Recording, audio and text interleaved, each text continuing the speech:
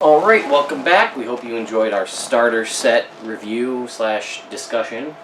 Now we're going to be on to the Player's Handbook, which is the quintessential item as far as Dungeons & Dragons 5th edition goes.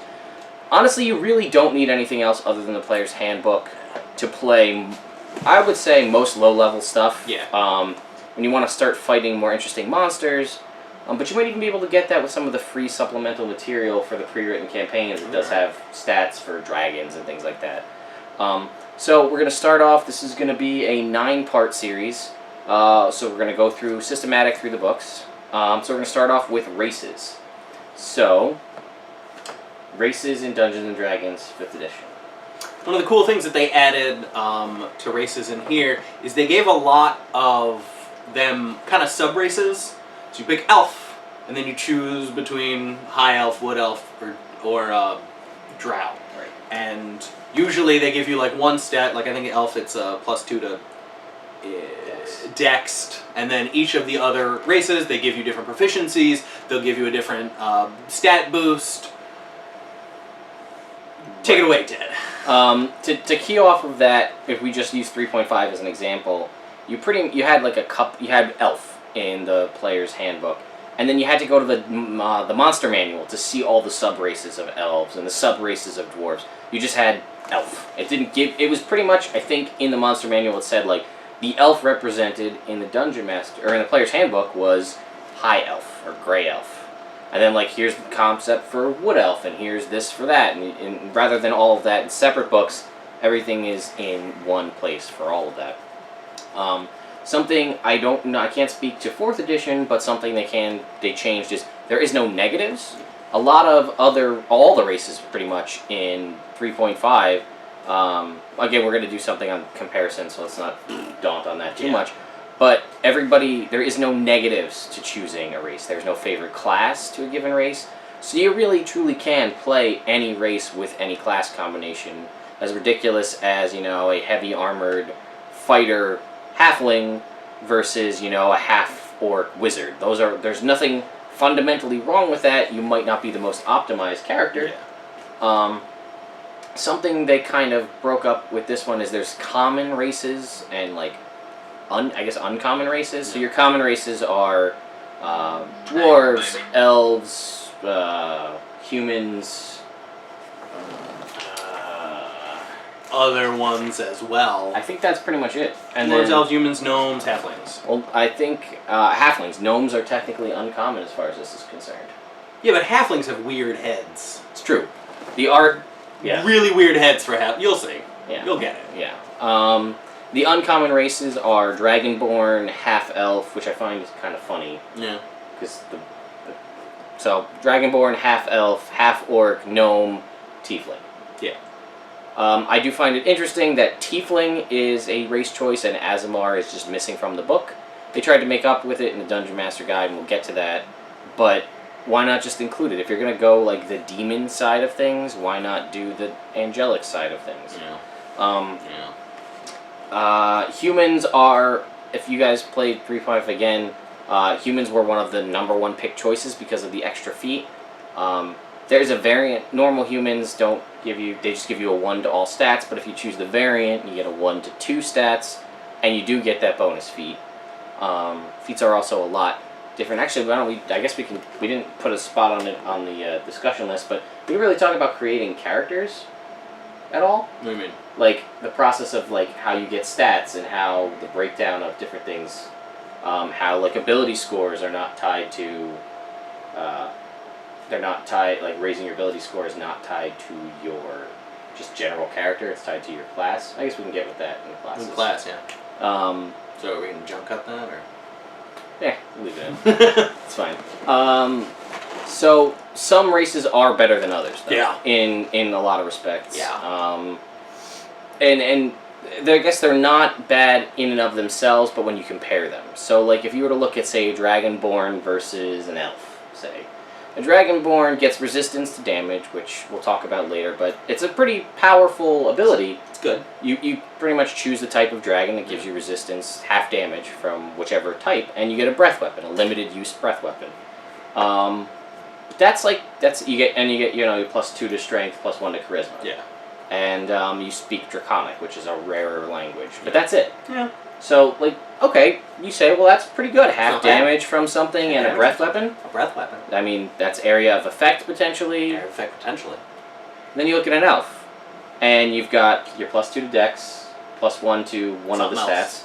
You're going to get proficiency in Perception, which is a huge thing. You're also going to get the Elven Trance ability, which is you meditate for 4 hours, and you gain the benefits of an 8-hour rest. You speak Common and Elven. You have Dark Vision out to 60 feet. You have advantage, which we'll talk about later, on charm things, and you're immune to magical sleep effects, and that's just base elf. Then your subclass elf is either you pretty much get proficiencies in several weapons. High elves get an extra language and a cantrip for free to cast. Wood elves get extra movement speed, as well as the ability to hide in pretty much any kind of nature. And drow elves get shafted. They do. If you play with them as it's written in the book, the sunlight sensitivity makes them very hard to play above ground. But if you're playing an Underdark campaign, that should be good. But they get free spells and cantrips. They get, and they also get specific weapon proficiencies and extended dark vision. Yeah. And like all of that versus like resistance to one type of damage and a breath weapon. Breath weapon's great at low level. Yeah. But it doesn't progress with you as fast as other things. Yeah. I feel like spells out-progress it. Yeah. Well, I mean, okay. Flip that coin, say, well, okay, half damage. Half damage. Well, look at Tiefling. Let's look at Tiefling. Tiefling gets you half damage from fire. Yeah. You get your +2 to one stat, +1 to another. I think it's Charisma and Intelligence. Charisma and Intelligence. You get Dark Vision.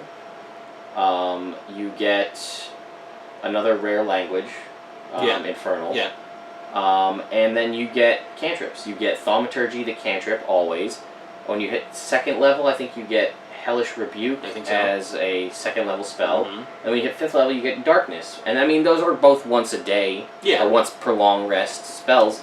But I feel like 3 spells that might be limited use, but when you need them, you have them, versus a breath weapon once a short rest. Yeah. I don't know. I feel like it's... I don't know. I think that it... I think giving... honestly, if you gave the Dragonborn Dark Vision, I think it would even out. I think you're right. Because that's another thing that we ran into this game that we haven't really run into in other games, where most people playing humans and humans don't have Dark Vision. Is now, everyone in the campaign that we're playing now has Dark Vision, except for one character. So, why would you light a torch? Why would you light a lantern when everyone can see in the dark? Well, the one character is a fighter. He kind of needs to see to hit things, and he's SOL. So, kind of metagaming pre-campaign, I would decide as a group whether you're taking Dark Vision or you're not. Yeah. I actually ran a game, and we had a Tiefling Warlock with Dark Vision, and a Gnome or a Halfling Barbarian without Dark Vision. And the upfront fighter, they went into a dark cave. The Tiefling could pick people off from a distance with spells, but had to kind of point the Barbarian, go this way. Yeah. And, like, hope for the best. So, again, if you're going to play only in the daytime or something like that, again, it's not necessarily that's going to be a big deal for everybody. Yeah. But, like you said, if you're in a situation where we can all see in the dark and you have to be the guy that lights the torch, well, then you better walk, 30 feet ahead of us because we're going to stay back here in the dark. Anything else race-wise that you wanted to call out specifically? Half-orcs are sweet. I like half-orcs. I think it's once a day. When they go down to 0 damage, they stay at 1 damage, which is the difference between being unconscious and rolling death saves and fighting. True. So that's awesome. And when they crit, you get an extra die. Yeah. And they got Dark Vision. And proficiency in Intimidation. Yeah. So I think half-orcs are pretty sweet. Yeah. I would put in a vote for half-elf. Half-elves are sweet. As somebody playing previous editions, half-elves were usually like one of the worst choices.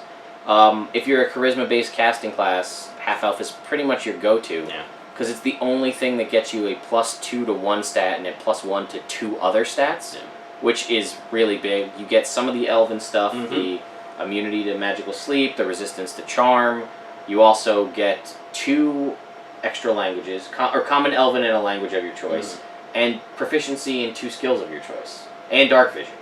And skills are different. We'll get there. Yeah. But that is actually pretty solid. The proficiency in 2 skills of your choice. Yeah, and I mean, again, all of that versus short rest breath weapon. Yeah. And again, that does have a save, and it's Constitution based. Granted, Constitution's going to come into play pretty much no matter which class you pick, but like, I don't know, maybe key it. I don't know how you would change that. I don't know. Or give them a bonus to Constitution to boost their save rather than Charisma. Yeah. I don't know. Unfortunately, there's also a mention in here of Draconians, which was I believe I don't even remember what campaign setting Draconians were in. Dragonlance, I think? Yeah, Dragonlance. And it talks about how they don't have breath weapons, but they sort of have, like, magical abilities, but there's no information on that, and there's yet to be any information on that. It's kind of a tease, so I guess that's kind of how it is. You gotta live your life that way. Yeah. So anyway, that was our races discussion. Next up will be classes. So I'm not doing finger guns, or we're doing finger guns?